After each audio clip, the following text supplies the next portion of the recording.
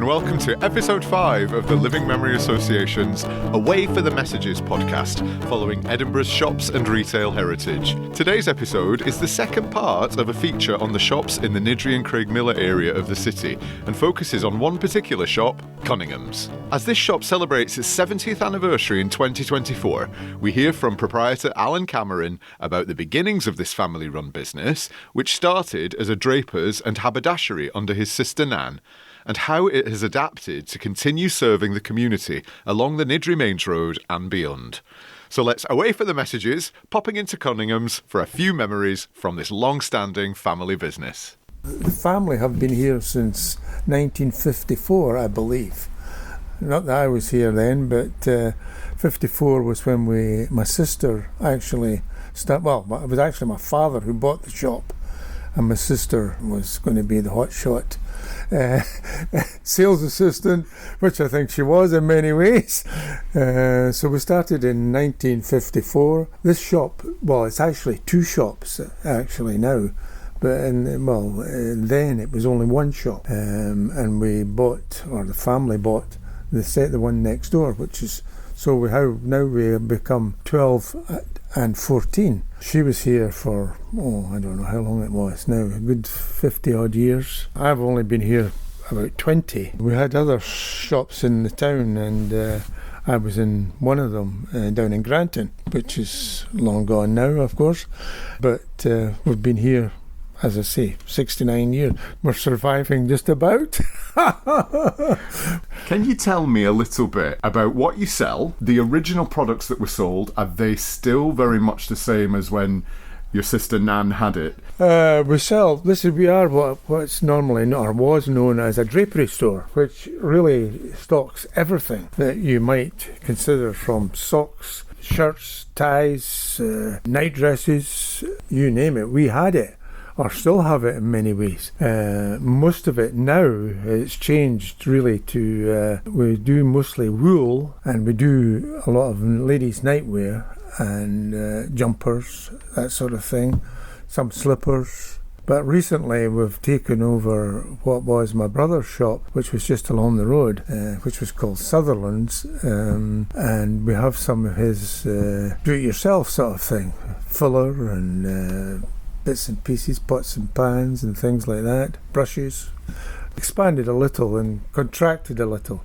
We sell a lot of net, which we did before, which is a wee bit old-fashioned, but still some people like it. They don't like blinds and things, so we still sell a bit of nets. So it's changed a bit. We've got more of some things and less of others. What are the most popular things that folk buy? Mostly wool, I think. Wool is really our mainstay, because there's not many wool shops, or I suppose yarn shops now. There aren't so many of them nowadays. There is such as like Hobbycraft and what have you, John Lewis. We're in a slightly smaller scale to them. We do sell a lot of wool. I'm fascinated by what's on the shelves here behind you, and I wonder if you could just describe some of those things. These are what are called jardinières. Jardinières are nets. It's basically net. The jardinière is the one which goes up in the centre, sort of concave, and a lot of people still like them. That's a bit old. They said they are a bit old-fashioned, but some people like them because they can see out a little bit without, we're still disguising some of the window. We do have this sort of straight net which comes down to the bottom, to the windowsill, as you might say, which you have to cut to length, or width I should say, because we have different drops. We also do a lot of duvet sets, which are like that. Well, I'm describing them to you, but they're duvet covers and pillowcases. I sell a lot of these. Was that something that was originally sold in the store? Or No, is this a new product? That's relatively new, because, well, duvet sets is a sort of thing that's came from the continent. You used to have an eiderdown and candlewick bedspreads and things like that, and sheets. We still have flannelette sheets, which is like an ordinary sheet but warmer, with a texture so that it contains the warmth. We still have them, but duvet sets are relatively new.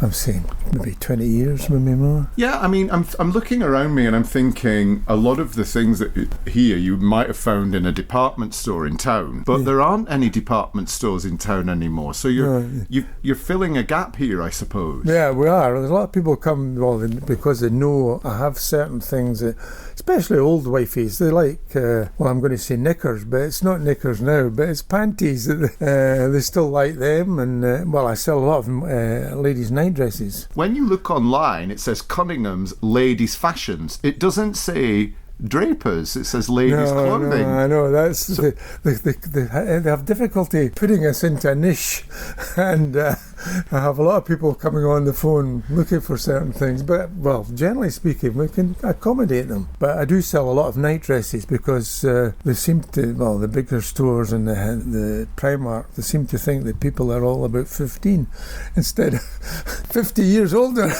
So you're talking a little bit about your customer base, and that kind of leads me on to my next kind of question. Is it just the local community that you serve, or is your customer base more far-flung than that as well? Most of it's local, but there are people who come from a couple of customers. One comes from Peebles and one from Innerleithen. I have another one who comes from Dundee, one or two from Pencook. But we have mostly local, but we do have some far people coming from a reasonable distance from West Lothian and what have you, because they know I have certain things that they just, you can't get nowadays. Why was the business set up here in Craigmillar? Well, it was started here because this was an up-and-coming area where people had been put by the council, and it was a council scheme, really, which expanded dramatically, which is why my father bought the shop originally.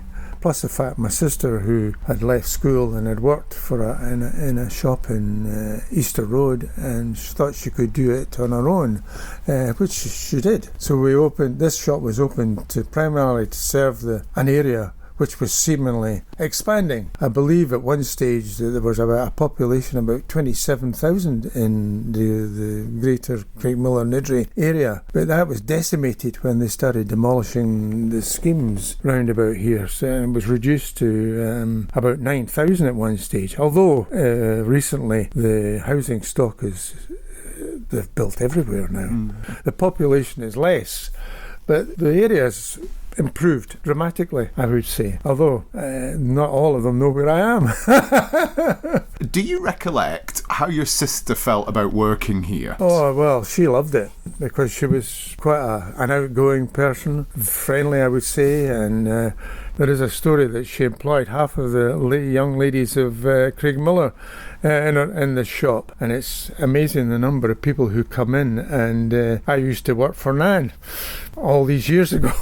But she enjoyed it and worked quite successfully for a good part of her life. Did she train the people that she took on kind of in her own image? Yes, yeah. Well, yeah, they were taught a certain way to serve the customers, and Craigmillar had a little bit of a reputation for being slightly rough, and Nan used to knock the edges off that, and I think most of the staff who worked here improved their image and improved their life, I hope so anyway, and money went on to many other things and better jobs possibly. And then you took over the business, and what's your experience of working here? Oh yeah, the place has changed dramatically. Across the road we have a travellers community who have been there longer than I have. Do they shop in here? Yes, I had one in this morning. Keith, who I know quite well, he came in to buy me paintbrushes from me. Yeah, and this is the ironmongery side of the business. That's the ironmongery, yeah. We used to sell paraffin, and now...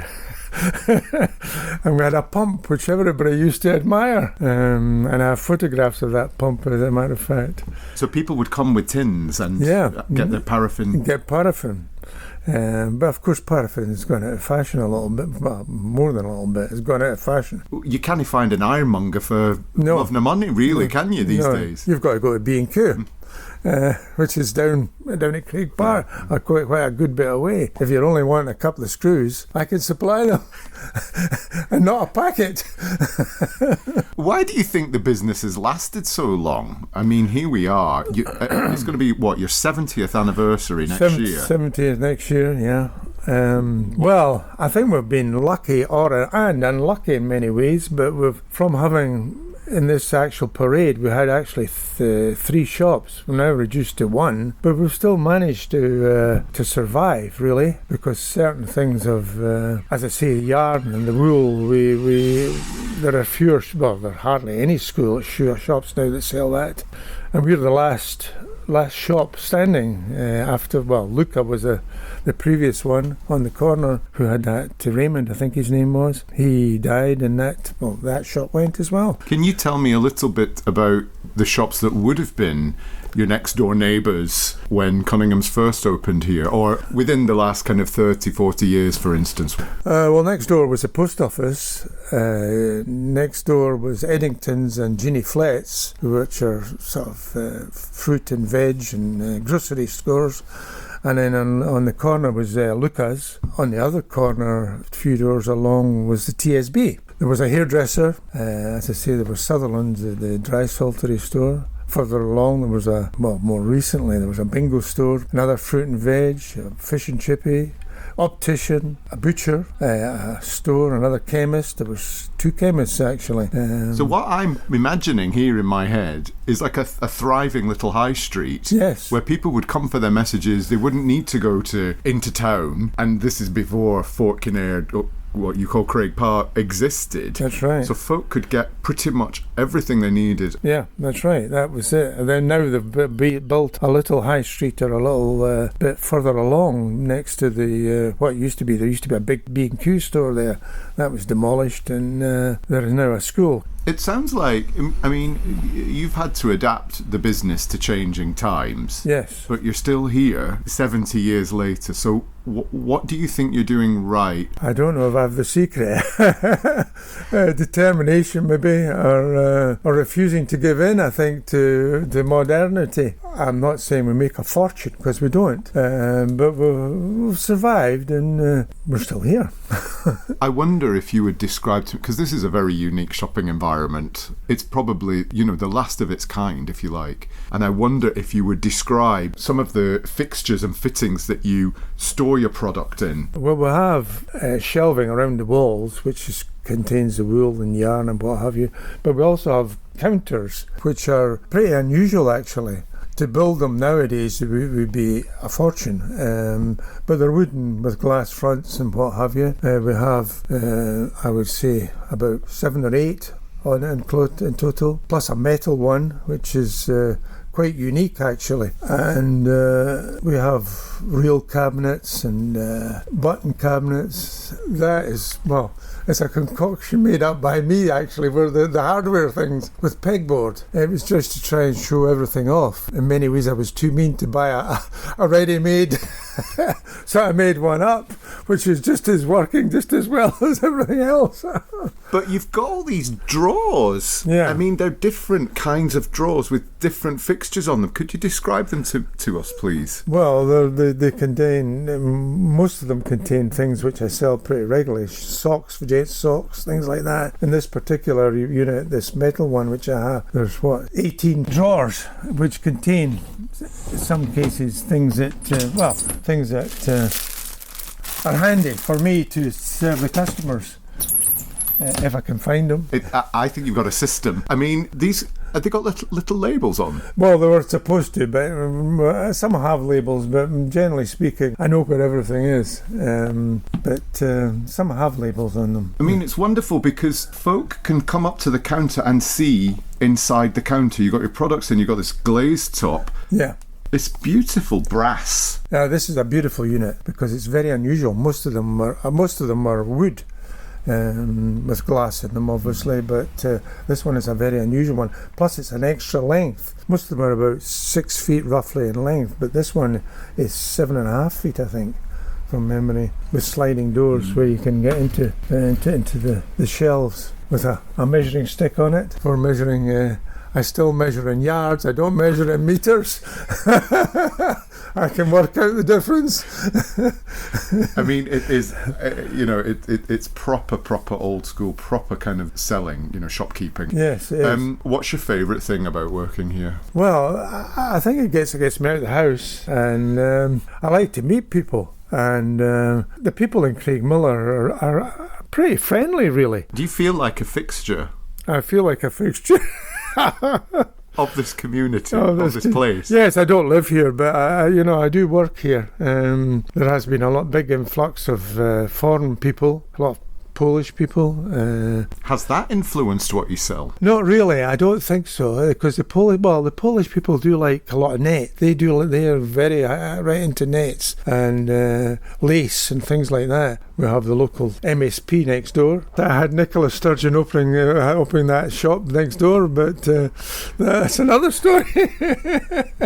A huge thank you to Alan for his reflections about Cunninghams and his memories of shops in Niddrie and Craigmillar. We wish him all the very best as he celebrates the 70th anniversary of the shop. The Living Memory Association would like to thank the National Lottery Heritage Fund Scotland for its support of our Away for the Messages project. We have many more memories to discover in our podcasts, which you can find on Spotify, YouTube, Libsyn, or follow the links on our Living Memory Association Facebook page. Come and visit our wee Museum of Memory at Ocean Terminal Leith, or view our Object of the Day posts on Facebook, Twitter or X, and TikTok. Until next time, cheerio!